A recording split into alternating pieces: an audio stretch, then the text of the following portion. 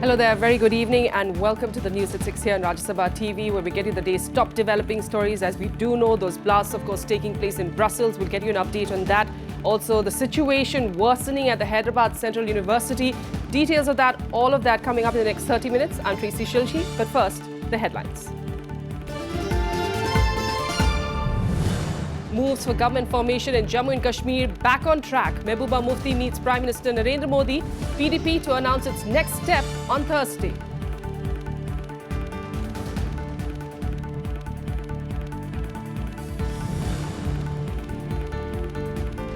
Violence, mass students' protest at the Hyderabad Central University. Students ransacked the office of the Vice Chancellor, Professor P. Appa Rao, after he resumes office.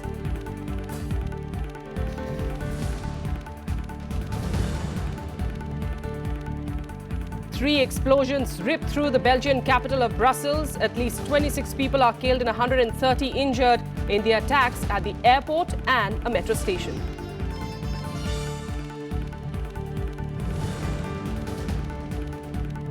And the UN Security Council agrees to China's request, removes sanctions on 4 ships blacklisted for ties to Pyongyang's arms trade.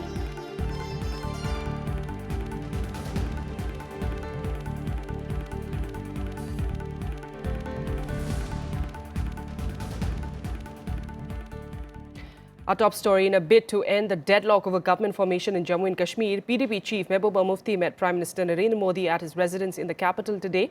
Meanwhile, former Jammu and Kashmir Chief Minister Umar Abdullah has offered the governor to conduct mid-term polls in view of the stalemate in the state.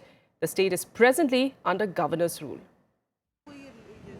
Mehbooba Mufti's meeting with Prime Minister Narendra Modi has fueled hopes that channels of communication between the two parties, PDP and BJP, have opened once again. The meet comes a day after Union Minister Arun Jaitley asked Mehbooba Mufti to make up her mind on the alliance issue. The BJP had earlier made it clear that it was not ready to accept any new conditions for the formation of the coalition government in Jammu and Kashmir. Meanwhile, Mehbooba termed her almost 30-minute meeting with Modi as very positive.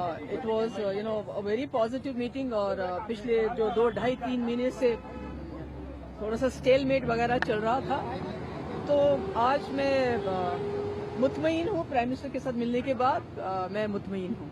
I have called a legislative party meet on Thursday. तो since my party had authorized me कि आप जो decision लेंगी, तो इसलिए मैं वापस जाऊंगी अपने legislators के पास और वहाँ बैठ के हम आगे क्या करना है, कैसे चलना है, उसका फैसला करेंगे. This is Mehbooba's second visit to the national capital in 5 days. She had held talks with BJP President Amit Shah on Thursday. Very positive development because people of Jammu and Kashmir, they were looking for the establishment of a popular government in Jammu and Kashmir. Now the meeting has been held, and I think whatever doubts or whatever apprehensions our alliance partner would have, that would have been cleared. The opposition parties, meanwhile, have asked the BJP to rise above the narrow confines of power and form a government in Jammu and Kashmir. Progress and path of development in J&K begins forthwith. So we request Prime Minister Shri Narendra Modi to rise above the narrow confines of power and ensure that PDP-BJP government is formed at the earliest without the trappings of power, and in order to ensure progress and peace and development in J&K. Don't kill democracy. Step down. Let people take a decision in the election. It is in the interest of democracy that no further delay in government formation should take place. It shows the lust for power, BJP's lust for power. BJP, how opportunistic BJP can be. The state is under governor's rule since the death of Chief Minister Mufti Muhammad Saeed 3 months ago. Since then, the BJP and PDP have been unable to reach a consensus on government formation. Bureau Report, Rajya Sabha TV. And now 2 months after Rohit Vemla's death at the University of Hyderabad, Professor P. Appa Rao resumed charge as the Vice Chancellor on Tuesday. However, his return to the university sparked a row, with students boycotting classes and even protesting in front of the Vice Chancellor's lodge on the campus. Here's a report.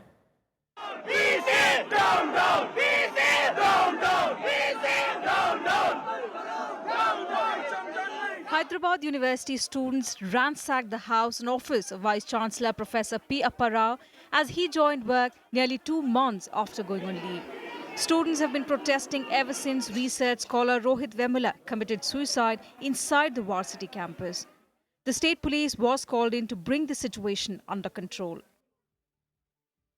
We informed all the students, and actually the case is in court. Everybody knows he is the main one in Rohit's death.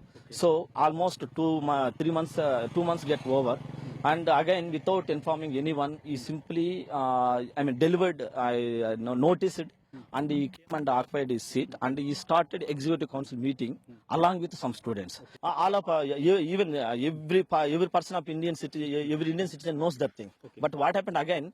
Wantedly provoked the provoking of students. Wantedly they did this thing, and they have started this executive council meeting. Also tomorrow there will be academic council meeting. We are going to stop that academic council meeting tomorrow.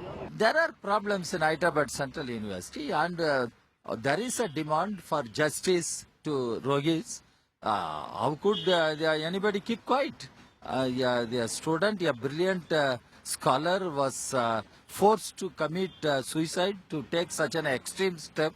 And what is the justice available? वापस लाया तो अब वापस लाके तो अब ये लड़ाई खाली सेंट्रल यूनिवर्सिटी हैदराबाद तक ही सीमित नहीं रही, बल्कि आज तो उस्मानिया यूनिवर्सिटी के स्टूडेंट्स ने भी उस प्रोटेस्ट में अपने आप को शामिल किया जो वीसी के खिलाफ आज सेंट्रल यूनिवर्सिटी हैदराबाद में हो रहा.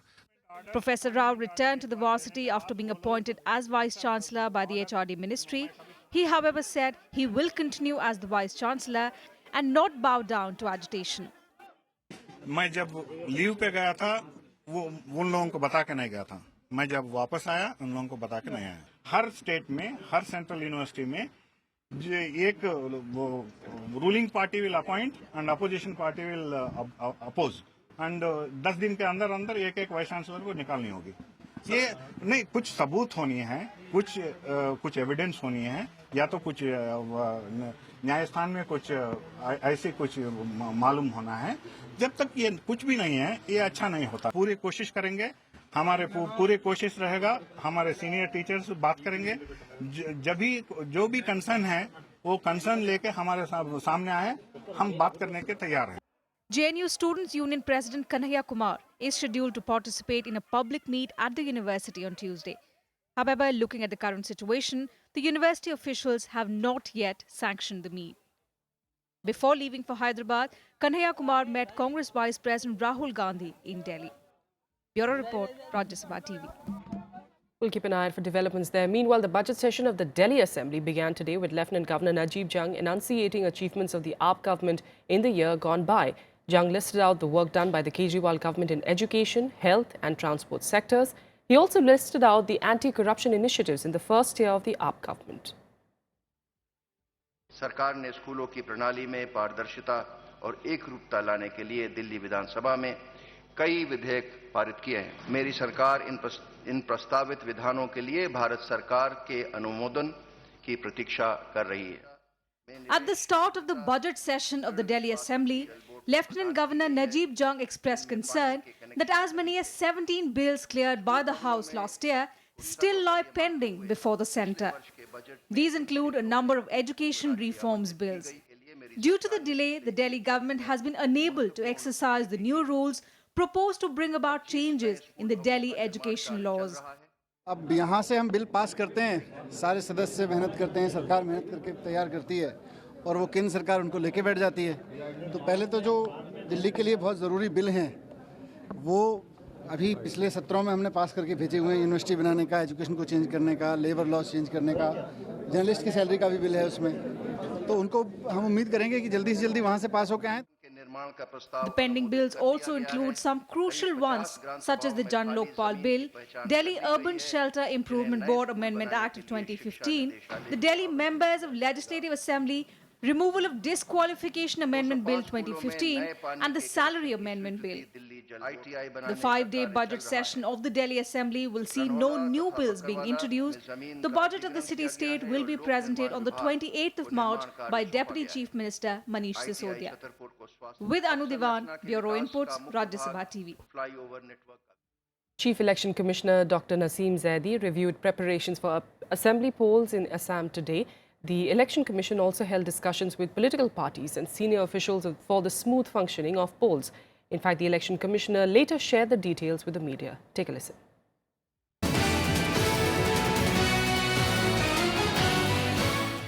Chief Election Commissioner Naseem Zaidi held a press conference in Guwahati on Tuesday to review the poll preparedness in the state.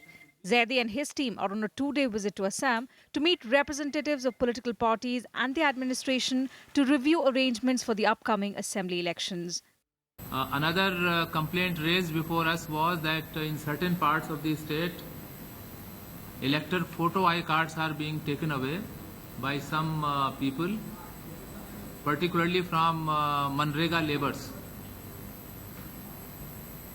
Some parties have also emphasized that there is a need to check abuse of money, particularly black money, and they also drew our attention that gifts are being distributed in tea garden areas in particular. Zaidi assured the state that the Election Commission would do everything to ensure free and fair elections, even as political parties underscored the need to check the abuse of money power. So the Commission has taken note of all their concerns and suggestions, and we have assured them that this upcoming election will be very free and fair, and all of their suggestions will be taken into consideration. They have also assured us of their full cooperation. Zaidi also directed the authorities to undertake a fresh assessment of vulnerable locations to boost the morale of the weaker sections in remote areas. He also informed that central police forces will be deployed in vulnerable as well as sensitive areas. CPF has arrived in the state from 15th March. More CPF companies will arrive in next few days, and they are being deployed for area domination, particularly these vulnerable locations. Large number of vulnerable locations have been identified, and these central police forces will visit all these vulnerable locations. The Chief Election Commissioner praised the efforts of the state government in containing election-related offences. According to him, more than 23,000 licensed arms out of a total 32,000 registered arms have been deposited, and more than 5,000 had been impounded. He also said that more than 5 lakh litres of illicit liquor was seized by the authorities. DMs and SPs have been directed that police station-wise list of antisocial elements, criminals must be prepared, and all of them must be subjected to preventive action. There would be continuous vigil on international borders in particular. The CEC also directed authorities to maintain social and communal harmony under all conditions. He directed the enforcement agencies to keep a strict vigil on rail, road and airports, and said the election machinery will be focused on taking preventive action against the criminals. Bureau Report, Rajya Sabha TV. All right, with that, let's take you through what else made news across the country today in Nationwide. The Kerala government intends to approach Chief Electoral Officer E.K. Maji seeking a review of the decision to freeze the free ration scheme announced in the state budget for the 2016-17. The budget was proposed to provide free ration to all those falling below the poverty line and beneficiaries of the Antyodaya Anna Yojana. E.K. Maji has now asked the government to postpone the launch of the scheme till the elections. Maharashtra Advocate General Shri Haryane has resigned amid a row over his remarks about a separate Marathwada state. At the Raj Bhavan this morning, Ane handed over his resignation to the Governor C. Vidyasagar Rao. The move came after the AG stoked a controversy by advocating separate statehood for the Marathwada region. In his resignation letter, Ane said that he believes that the AG is first a lawyer for the people of the state and not a government pleader. He also claimed that it was his constitutional duty to place the interests of the people first above the government's. A wanted Maoist was killed after an explosive device he was planting targeting security forces in a forest area went off in Koraput district. According to police, Jairam was the leader of the Central Regional Committee under the Andhra Odisha Special Zonal Committee of Maoists.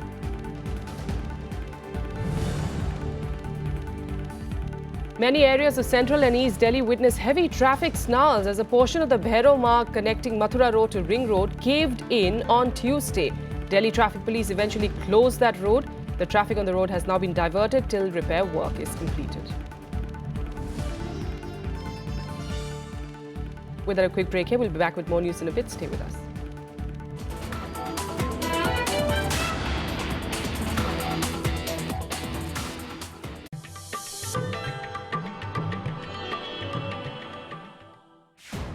Saina Nehwal, the first Indian to win a medal in badminton at the Olympics.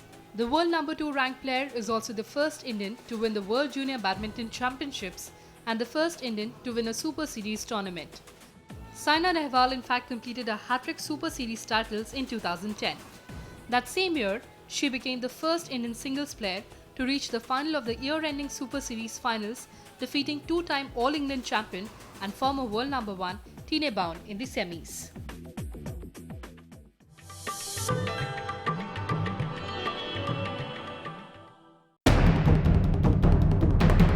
Reservations in the private sector. Union Minister Ramvilas Paswan links it to stemming Naxalism. Are quotas in private companies really the panacea to this ill?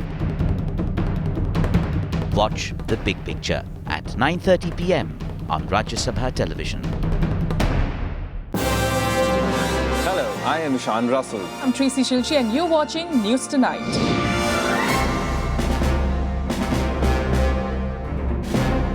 Together with the team of our dedicated professionals from across various fields. This is Shyam Sundar, Vishal Dahiya, Akhilesh Suman, Frank Pereira from Beijing, China. Kriti Mishra for Rajya Sabha television.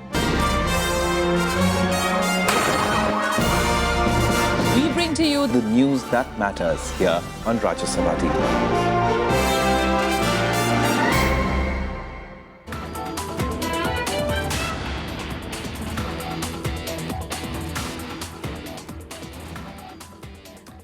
Welcome back. Let's get you some more news now. And in fact, international news, the UN Security Council agreed to China's request to remove sanctions on 4 ships. The ships were blacklisted for having ties to Pyongyang's arms trade. The agreement came after China secured assurances that the vessels will not use North Korean crews. While the US has been the driving force behind the tough international sanctions regime, China conducts 90% of the trade with North Korea and is the key to enforcing them. The ships were among 31 vessels sanctioned by the Council in March because they were linked to a North Korean shipping firm known to transport arms and other illicit goods for secretive state. 这是安理会制裁委根据最新的情况对于制裁清单进行的调整，反映了安理会各方的共识，也符合制裁委的议事规则。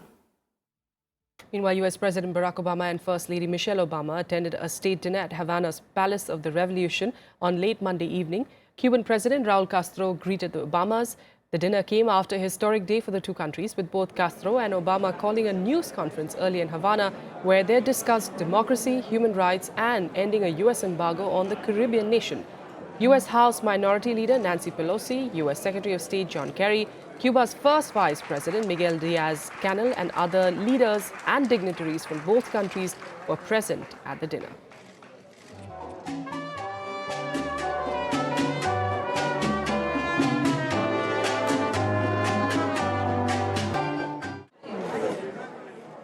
And of course, before that dinner, both the US and Cuban presidents called for an end to the US trade embargo in the communist island. On Monday, Obama and Raul Castro spoke in one voice over the matter at a joint conference. However, both had a verbal spar over human rights issues.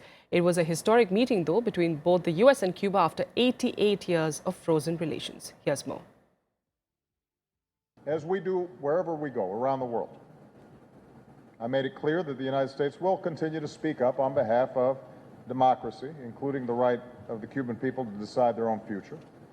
We'll speak out on behalf of universal human rights, including freedom of speech and assembly and religion. Lo sabe usted, yo sí, ninguno Ninguno, unos cumplen unos, otros cumplen otros. Y entre eso estamos nosotros. De esos mencionados 61 somos.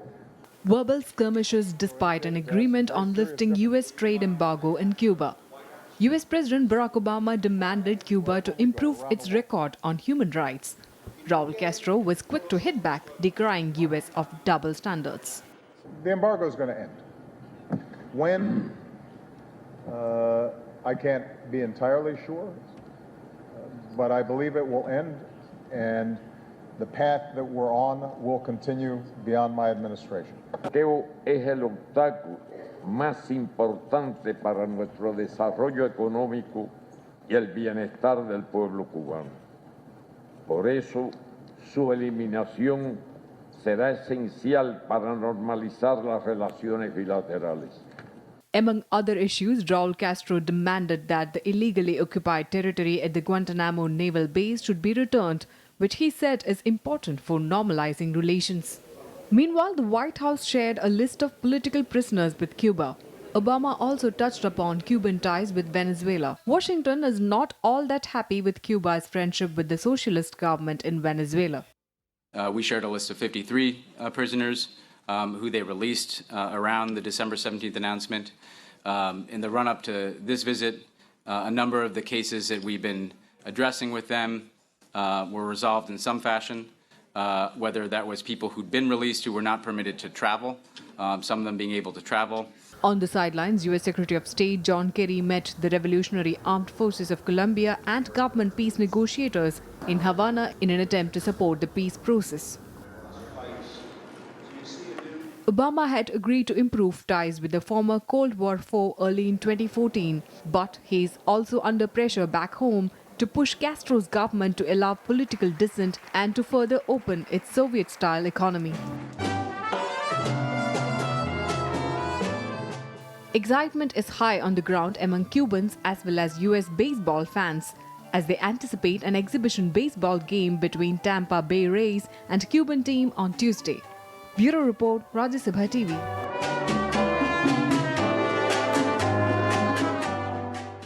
But away from the celebrations, grim news. At least 26 people were killed while 130 others were injured in a series of explosions that hit Brussels this morning, including the airport and a metro station. Belgian authorities raised the terror threat to its highest level following the attacks. Here are more details. A series of blasts ripped through the Belgian capital, Brussels, Tuesday morning. Multiple explosions struck the airport as well as the metro system, leading to over 20 deaths. Several others were injured. Emergency crews were rushed to both places and civilians evacuated soon after the explosions struck. The first blast took place at 8 a.m. local time, hitting the departure area of the Zaventem airport. All flights to and from the airport have been cancelled. The second explosion hit an hour later at the Malbeek metro station close to the EU institutions. As Belgium remains under emergency, world leaders extended help and condolences to its leadership. Prime Minister Narendra Modi tweeted that the news was disturbing and the attacks condemnable. UK Premier David Cameron said he was shocked and concerned after the series of deadly blasts. It's also a very sad day for Europe, as Europe and its capital are suffering the same pain that this region has known and knows every single day, being it in Syria, being it elsewhere. We are still waiting for more precise news on the dynamics of the attacks in Brussels. Local media reports claim the attacks were carried out by suicide bombers. Eyewitnesses say gunshots were fired soon after the explosion and shouts in Arabic were heard. The deadly attacks come within 4 days of the arrest of Salah Abdeslam, the prime surviving suspect of the November Paris attacks in which 130 people were killed. Tuesday's attacks are also being seen as avenging his arrest. Bureau Report, Rajya Sabha TV. And that's all we have for you on the news at 6. Thanks so much for joining us.